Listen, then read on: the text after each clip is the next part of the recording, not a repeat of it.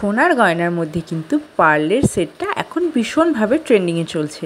সেই কারণে আমিও ভাবলাম এই পার্লের সেট দিয়ে একটা অক্সিডাইজ জুয়েলারি বানিয়ে নিলে কিন্তু বেশ হয়। তাই আজকে আমি তোমাদের সাথে শেয়ার করব খুবই সহজ পদ্ধতিতে কি করে তোমরা এই রকম কাস্টমাইজ করে নিজের জন্য অক্সিডাইজ জুয়েলারি তৈরি করতে পারো। তো তার জন্য দেখো আমার খুব একটা বেশি জিনিস লাগবে না। এই রকম আমি একটা পেন্ডেন্ট নিয়ে নিয়েছি, যেটা কিনা ওই ছোট্ট একটা হাসুলির মতো মঙ্গলসূত্রের মতন প্যাটার্নের তৈরি করব। আর তার সাথে ম্যাচিং করা নিয়ে নিয়েছি দুটো ইয়াররিং, যেটা কিনা গোলাপের প্যাটার্নের রয়েছে, আর এইরকম একটা টার্সেল যেটা কিনা হোয়াইট কালারের রয়েছে। আর এই বিটসটা কিন্তু গোল গোল বিটস নয়, একটু ডিম্বাকৃত বিটস রয়েছে, যাতে কিনা দেখতে একটু আলাদা হয়। তো চলো এইবার আমার যেটা লাগবে সেটা হচ্ছে এইরকম তার, বা তোমরা চাইলে কিন্তু সুতো দিয়েও এই জুয়েলারিটা বানিয়ে নিতে পারো। সামনেই কিন্তু পুজো আসছে, তো সেই জন্য নিজেদের মনের মতো করে জুয়েলারি যদি তোমরা খুব কম খরচে বাড়িতেই তৈরি করে নিতে পারো, তাহলে অসুবিধাটা কোথায়। তো চলো শুরু করা যাক। তো সবার ফার্স্টে যেটা করব সেটা হচ্ছে তারটা আমি এখানে কেটে নেব যতটা আমার প্রয়োজন। তার আগে যেটা করব সেটা হচ্ছে পেন্ডেন্টের একটা সাইডে লাগিয়ে এখানে আমি ভালো করে গিট দিয়ে দেব। তোমরা যদি চাও তাহলে কিন্তু এখানে ছোট্ট রিংগুলো লাগিয়ে নিতে পারো, বাট আমার মনে হলো এটাকে আর খোলার কোনো দরকার হবে না, সেই জন্য আমি একেবারে এখানে এটাকে সিকিউর করে নিচ্ছি। তোমরা কিন্তু চাইলে সিঙ্গেল সুতো দিয়েও করতে পারো, মানে ডিএমসি সুতো দিয়েও কিন্তু করতে পারো, বাট আমার কাছে যেহেতু তার ছিল সেই জন্য আমি এখানে তারেরই ব্যবহার করেছি। তো এইবার যেটা করব সেটা হচ্ছে একটু মাথার দিকটা একটু বেশি এক্সট্রা রাখবো, যাতে কিনা একেবারে ছোট না হয়ে যায়। সেইভাবে রেখেই কিন্তু আমি এখানে ডবল করে গিট লাগিয়ে নেব। আর গিটটাকে কিন্তু একটু ভালো করে টাইট করে লাগাতে হবে, যাতে কোনো ফাঁক না থেকে যায় বা লুজও না হয়ে থাকে। এই তারগুলো কিন্তু তোমরা যে কোনো জুয়েলারি বিক্রি করার দোকানে কিন্তু অ্যাভেলেবেল পেয়ে যাবে। গোল্ডেন অ্যান্ড সিলভার দু রকমের কালারেরই কিন্তু এই তারগুলো পাওয়া যায়। তো আমি এখন বেসিক্যালি কিন্তু সুতো ইউজ করি, আর তারটা হঠাৎ ইউজ করি। তো এই যে দেখো খানিকটা লম্বা আমি নিয়ে নিয়েছি, যাতে কিনা আমার জুয়েলারিটা একটু লম্বা হয়, মানে ওই সীতাহারের যে হাইটটা থাকে সেই হাইটের কিন্তু আমি পেন্ডেন্টটা তৈরি করব। তো এইবার যেটা করব, তারের মাথায় এই একটা একটা করে পুঁথি গেঁথে নেব।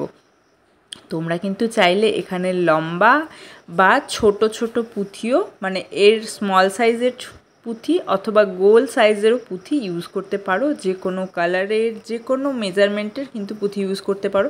আমার কাছে ছোট পুঁথিও ছিল, বাট আমার কাছে মনে হলো এটা দিয়ে করলে এটা একটু দেখতে ইউনিক লাগবে, তো সেই কারণেই কিন্তু এই পুঁথিটা আমি ইউজ করছি। এই পুঁথি দিয়ে আমি এর আগে একটা চোকার বানিয়েছিলাম, আর সেটা কাস্টমাইজ ছিল যদিও, এখন কিন্তু এটা আমি সম্পূর্ণ নিজের জন্য বানাচ্ছি। তো এই যে দেখো এইবার যেটা করতে হবে, আমি যে এক্সট্রা কতখানি লম্বা রেখেছিলাম সেটাকে এই একটা একটা করে এই বিটসের ভেতর দিয়ে কিন্তু ঢুকিয়ে দিতে হবে, যাতে কিনা আমি যে গিটটা নিচে দিয়েছি সেটা একেবারে শক্তপোক্ত হয়ে যায় আর কোনো রকমের খুলে যাওয়ার ভয় না থাকে।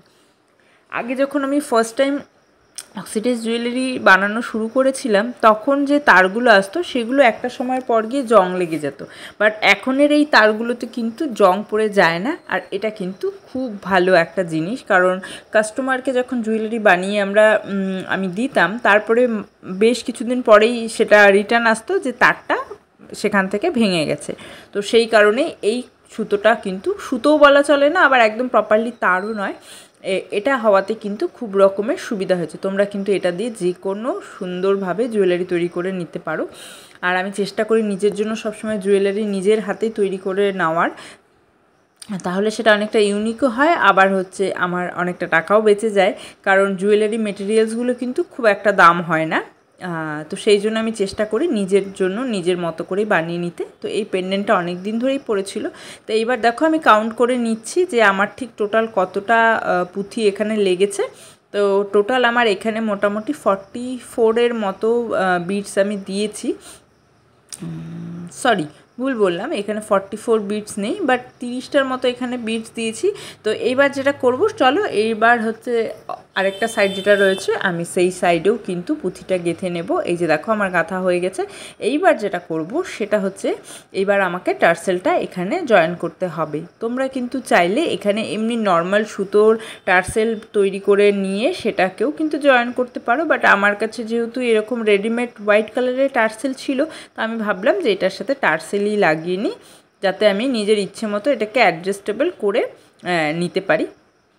তো এবার এইরকম হোয়াইট কালারের বদলে তোমরা কিন্তু কালারের শাড়ির সাথে ম্যাচিং করে যে কোনো রঙের কিন্তু ব্যবহার এখানে করতে পারো, সেটা কিন্তু তোমাদের নিজেদের পছন্দ মতো হবে, কাস্টমাইজ করে নিতে পারো নিজের জন্য। তো আমি ভেবেছিলাম যে এই সেটটাকে পুরাটা আমি এইরকম অক্সিডাইজ কালারের ওপরেই রাখবো। আর হোয়াইট যেহেতু আমি বিডস ইউজ করেছি হোয়াইট, তো সেই কারণে আমি টার্সেলটাও কিন্তু হোয়াইটই ইউজ করেছি। তো এইবার যেটা করব সেটা হচ্ছে এখানে ভালো করে আমি এখানে গিট দিয়ে নিব। গিট দিয়ে নেওয়ার পরেও কিন্তু সেম প্রসেস করব। আমি এই পুঁথিগুলোর মধ্যে দিয়ে এই তারটাকে কিন্তু ভেতরের দিক দিয়ে নিয়ে গিয়ে বেশ কয়েকটা পুঁথিতে নিয়ে তারপরে কিন্তু আমি এটাকে কাটবো, কারণ একদম যদি আমি মাথার দিকে কেটে দিই তাহলে কিন্তু আমার গিটটা যেটা রয়েছে সেটা কিন্তু খুলে যাওয়ার চান্সেস থেকে যায়। তো সেই জন্য আমি এক্সট্রা কয়েকটা পুঁথির মধ্যে দিয়ে গেঁথে এইভাবে এটাকে তারপরে যেটুকু অবশিষ্ট থাকে সেটাকে আমি একদম মাথার দিক করে কেটে দিই, তাহলে কিন্তু আমার এখানে কিন্তু সুতোটা একদম ভিজিবল হয়ে যায় আর ভেতরের দিকে চলে যায়। তাতে আমার জুয়েলারিটা অনেকটা বেশি শক্তপোক্ত হয়ে যায়, যাতে কিনা খুলে না যায়। কারণ তুমি কোনো একটা জুয়েলারি বানাবে, সেটা যদি 2 দিন ব্যবহার করতে না পারো তাহলে কিন্তু সেটা খুব সমস্যা হয়ে যাবে। আদারওয়াইজ যদি কাস্টমারকেও দিয়ে থাকো তাহলে কিন্তু কাস্টমার তোমাকে 2 দিন পরে কমপ্লেন করবে। তো সেই জন্য চেষ্টা করবে একটুখানি এক্সট্রা কয়েকটা বিটসের মাঝখান দিয়ে সুতোটা নিয়ে গিয়ে তারপরে সেটাকে কাটিং করে দিতে। আর এখানে যদি সুতো হয় তাহলে কিন্তু খুব সহজেই গিট দিয়ে দেওয়া যায়, যেহেতু আমি সুতো ইউজ করছি না, এখানে তারটা ইউজ করছি। তো সেই জন্য আমাকে এক্সট্রা করে এইভাবে করতে হচ্ছে, কারণ সুতো লাগালে কিন্তু আমি এই প্রসেসটা এখানে করতে পারতাম না। পুঁথির মাঝখান দিয়ে কিন্তু সেটাকে পাস করানো খুবভাবেই অসম্ভব ছিল। তো সেই জন্য আমি যখন আমি তারের দিয়ে কাজ করি তখন কিন্তু আমি এই রকমই করি। তো এই মালাটা কিন্তু খুবই সিম্পল, আর এটাতে হয়তো টোটাল আমার খরচা পড়েছে 20 টাকার মতো, কারণ 20 টাকার মতনই আমার এখানে খরচা পড়েছে। তো দেখো আমার কিন্তু লম্বা একটা এই রকম মঙ্গলসূত্রের মতো গলারটা কিন্তু রেডি হয়ে গিয়েছে। এবার যেটা করব এটাকে আমি সাইডে সরিয়ে রাখছি। এরপরে যেটা করব এখন আমি এই কানেরটা ইউজ করব। তো কানেরটা দেখো যেহেতু একেবারে ওটার সাথে ম্যাচিংই রয়েছে, তো আমি প্রথমে ভেবেছিলাম নর্মালি রিং ইউজ করব, তারপরে ভাবলাম যে না, ওখানে যেহেতু হোয়াইট কালার পুঁথি আমি ইউজ করেছি তো এটাতেও আমি একটা হোয়াইট কালারের পুঁথি ইউজ করব, যাতে কিনা দেখতে একেবারে ম্যাচিং হয়। তো এই যে এবার আমি এই দিক দিয়ে তারের এই মাথাটা দিয়ে এখানে হোয়াইট বিডসগুলো ঢুকিয়ে দেব।